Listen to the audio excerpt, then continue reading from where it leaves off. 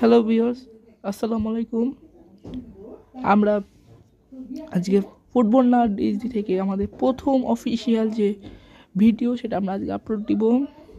তাই আমরা আমরা যে কথাটা বলবো সেটা হচ্ছে লা লিগার যে পয়েন্ট টেবিল আমরা দেখতে পাচ্ছি সেটা নিয়ে আমরা আজকে কথা বলবো।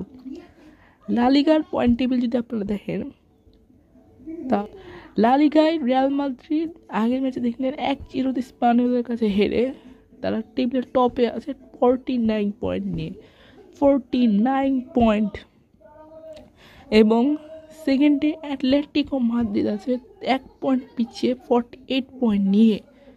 এবং থার্ড স্পটে আছে বার্সেলোনা, যারা তাদের থেকে ঠিক 4 পয়েন্ট পিছিয়ে, মানে 45 পয়েন্ট নিয়ে তারা টেবিলের থার্ডের অবস্থান আছে।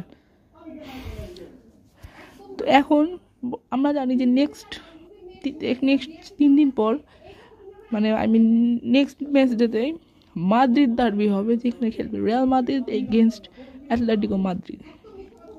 সেই ডার্বিতে যদি ডার্বি ড্র হয় তাহলে আর বার্সেলোনা তাদের ম্যাচটা যদি তারা জিতে নেয়, তাহলে বার্সেলোনা 48 পয়েন্ট নিয়ে টেবিলের থার্ডে থাকবে এবং তারা ঠিক 2 পয়েন্ট কমিয়ে 2 পয়েন্টে পিছিয়ে থাকবে।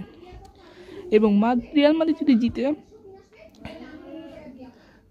তাহলে 52 পয়েন্ট নিয়ে তারা টেবিলে ফার্স্টেই থাকবে। যদি অ্যাটলেটিকো মাদ্রিদ জিতে তাহলে তারা ঠিক 51 পয়েন্ট নিয়ে টেবিলে সেকেন্ডেই থাকবে, ফার্স্টেই থাকবে। তো এখন কথা হচ্ছে বার্সেলোনার কাছে একটা সুযোগ আছে, সুন্দর একটা অনেক বিগ একটা চান্স আছে, তারা টেবিলে ঠিক ফার্স্ট না যাক সেকেন্ড বা ফার্স্ট থার্ড থেকে, মানে তাদের যে পয়েন্টের যে ডিফারেন্সটা সেটা কমিয়ে আনার খুব ভালো একটা চান্স আছে।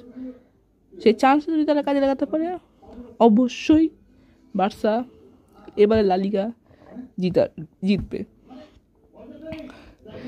অন্যদিকে এবং আজকে যে ভিডিওটা দিলাম সেটা আমাদের প্রথম ভিডিও দিলাম।